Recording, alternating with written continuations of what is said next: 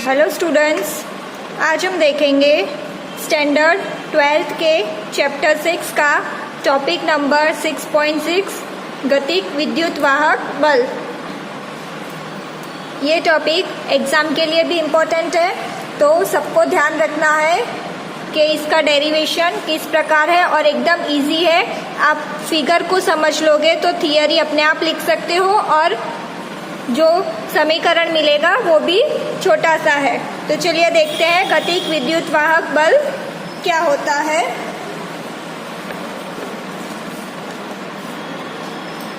गतिक विद्युत वाहक बल को बोलते हैं इंग्लिश में मोशनल इलेक्ट्रोमोटिव फोर्स।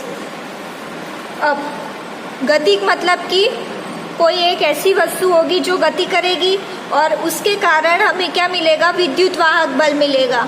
तो हम यहाँ पे सबसे पहले चित्र समझते हैं। ये मैंने एक तार ले लिया है जिसको यू शेप में मोड़ दिया है। देख सकते हो आप लोग चित्र में कि ये मैंने यू शेप में मोड़ा है, यू आकार में। एक रॉड ली है या एक चालक लिया है जिसको नाम दिया है PQ। इस चालक को मैंने ये यू आकार के तार पे रखा है। यहाँ से ये चालक जहाँ पे है वो दूरी मैंने ले ली x और ये लंबाई ले ली मैंने L। ये L है तो इसकी लंबाई भी चालक की L होगी। अब चालक को हमें इस तरफ ले जाना है v गति से, ठीक है। v चाल से हमें चालक को इस तरफ ले जाना है और यहाँ पे आप लोग देख सकते हो मैंने ये क्रॉस किया है हर जगह। क्रॉस मतलब कि हमारा जो तल है वो चुंबकीय क्षेत्र से अभिलंबवत में है, इसलिए यहाँ पे क्रॉस द्वारा दर्शाया है। क्रॉस हमें ये दर्शा रहा है कि हमारा तल चुंबकीय क्षेत्र से अभिलंबवत में है। मतलब मान लेते हैं मेरा तल ऐसा है तो चुंबकीय क्षेत्र ऐसे अंदर की तरफ जा रहा है, इसलिए मैंने उसको क्रॉस द्वारा दर्शाया है। क्लियर। अब ये मैंने जो अभी आपको समझाया वही हमें स्टेटमेंट के थ्रू नीचे लिखना है। स्टेटमेंट में नीचे लिखना है क्योंकि इसके मार्क्स होते हैं तो आपको फिगर को नीचे एक्सप्लेन करना पड़ता है। अब मैंने यहाँ पे बताया कि इस चालक को मैं V चाल से इस तरफ को ले जाऊंगी, तो जब मैं इसको इस तरफ ले जाऊंगी तो यहाँ पे क्या हो रहा है, ये चालक इधर जाएगा, गति कर रहा है। अब ये गति कर रहा है तो फ्लक्स में बदलाव होगा। अब ये गति कर रहा है, फ्लक्स में बदलाव होगा तो विद्युत वाहक बल उत्पन्न होगा। और विद्युत वाहक बल किसके द्वारा उत्पन्न हो रहा है, ये चालक गति कर रहा है उसके द्वारा। तो इसलिए इसको बोलते हैं गतिक विद्युत वाहक बल, क्योंकि यहाँ पे हम चुंबकीय क्षेत्र नहीं बदल रहे हैं परंतु गति करके विद्युत वाहक बल उत्पन्न कर रहे हैं, इसलिए इस टॉपिक को नाम दिया है गतिक विद्युत वाहक बल। चलिए अब हम थियरी देख लेते हैं किस प्रकार लिखनी है हमें। एक आयताकार चालक PQRS दर्शाया गया है जिसमें चालक PQ स्वतंत्र रूप से गति कर सकता है। अब यहाँ पे आप देख सकते हो PQRS एक आयताकार है, इसमें जो चालक PQ है वो गति कर रहा है, स्वतंत्र है, गति करने के लिए इधर जाएगा फिर पीछे ले जा सकते हैं, पर अभी हम इसको इस तरफ ले जाएंगे। छड़ PQ को स्थिर वेग V से बाईं ओर चलाया जाता है, इसको हम बाईं ओर ले जाएंगे। PQRS एक बंद परिपथ बनाता है जिससे घिरा क्षेत्रफल PQ की गति के कारण परिवर्तित होता है। यहाँ पे हम देख सकते हैं कि अभी क्षेत्रफल इतना है, फिर जब PQ को हम थोड़ा आगे ले जाएंगे तो इसका क्षेत्रफल कम होगा, फिर और आगे ले जाएंगे तो क्षेत्रफल और कम होगा। तो इसलिए ये जो चालक मेरा गति कर रहा है इसकी वजह से ये जो आयताकार है इसका क्षेत्रफल भी बदलता है। इसे एक समान चुंबकीय क्षेत्र B में इस प्रकार रखा जाता है कि इसका तल चुंबकीय क्षेत्र के अभिलंबवत हो। हमने इसको इस प्रकार रखा है कि तल और चुंबकीय क्षेत्र अभिलंबवत होते हैं। इसकी लंबाई RQ है x और RS है L। अब यहाँ पे मैंने अभी बताया कि रोड को जब हम चालक को जब हम आगे करेंगे तो फ्लक्स उत्पन्न होगा, तो फ्लक्स कितना होगा, BLX। अब ये फ्लक्स किस प्रकार होगा BLX, यहाँ पे मैं बताती हूँ।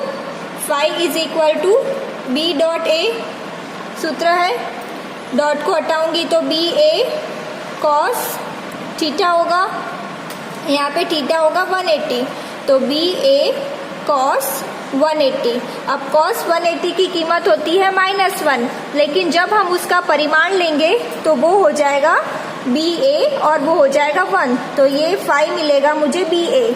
अब क्षेत्रफल यहाँ पे कितना है, L गुणा x, यहाँ पे क्षेत्रफल देख सकते हो आप L गुणा x, तो इसीलिए ये मेरा फ्लक्स बन गया 5b = BL x। क्लियर है यहाँ तक? चलिए 5 मिल गया, फ्लक्स मिल गया हमें। अब हम यहाँ पे लिखते हैं x समय के साथ बदल रहा है, x बदलेगा समय के साथ, क्योंकि यहाँ पे देखिए ये चालक जैसे आगे आएगा तो x बदलेगा, फिर आगे आएगा तो x बदलेगा, तो x समय के साथ बदल रहा है।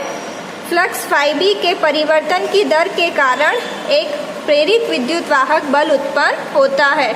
हमने अभी देखा कि जो चालक है वो आगे बढ़ रहा है, गति कर रहा है, तो उसके कारण प्रेरित विद्युत वाहक बल उत्पन्न होता है। चलिए अब हमारे पास एक फैराडे का नियम है, यहाँ पे फ्लक्स उत्पन्न हो रहा है, प्रेरित विद्युत वाहक बल उत्पन्न हो रहा है, तो हम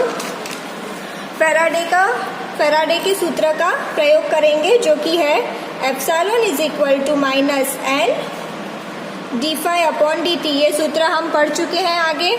यहाँ पे n की कीमत 1 हो जाएगी, तो ये क्या हो जाएगा, एप्सिलॉन = -d∅/dt।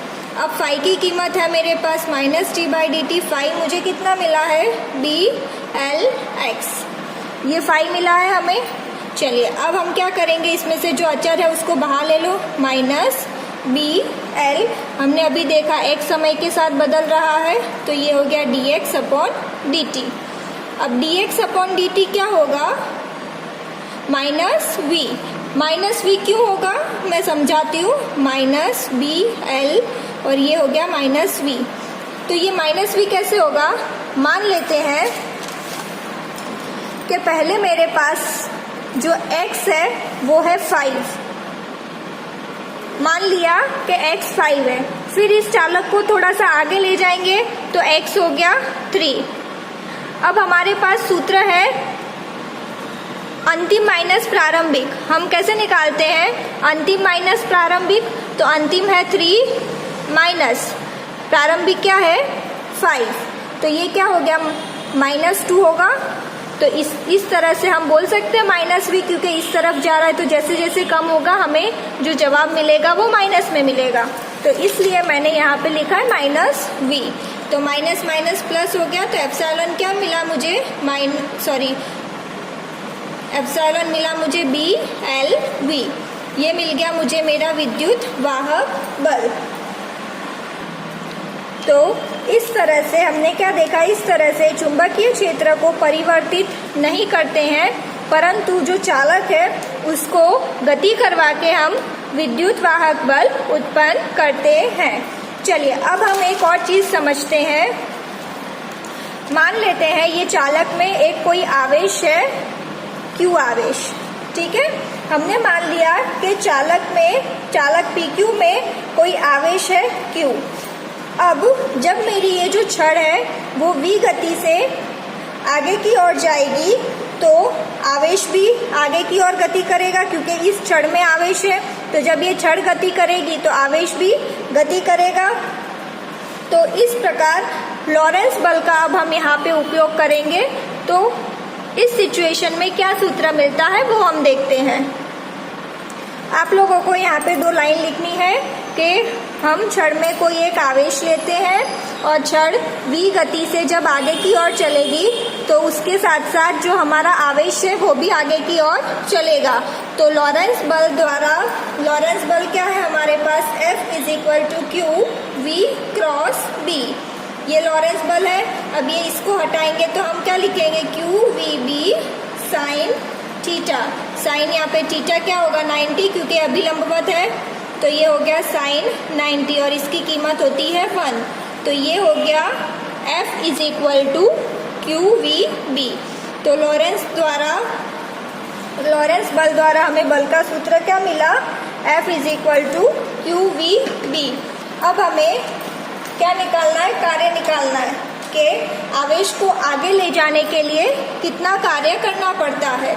तो कार्य का सूत्र क्या होता है, QV, W is equal to QV। हम कार्य क्यों निकाल रहे हैं, क्योंकि आवेश को आगे ले जाने के लिए कितना कार्य करना पड़ेगा, तो W is equal to QV। तो Q और V हमें कितना मिला है, BLV। यहाँ ऊपर हमने ढूंढा है V कितना है, एप्सिलॉन और V दोनों एक ही हुआ, तो यहाँ पे हमने ये लिखा। अब हम क्या करेंगे, epsilon is equal to W upon Q होता है, ये सूत्र भी होता है। तो W हमें कितना मिला, Q VLB upon Q, Q cancel, तो एप्सिलॉन कितना मिला, BLB। तो यहाँ पे आप देख सकते हो, हम दोनों सिचुएशन देखते हैं तो दोनों में हमें एक सा ही सूत्र मिलता है। तो ये टॉपिक इम्पॉर्टेंट है और एकदम इजी है। अगर आप फिगर को समझ लोगे तो आपको पूरी थियरी अच्छे से समझ में आ जाएगी।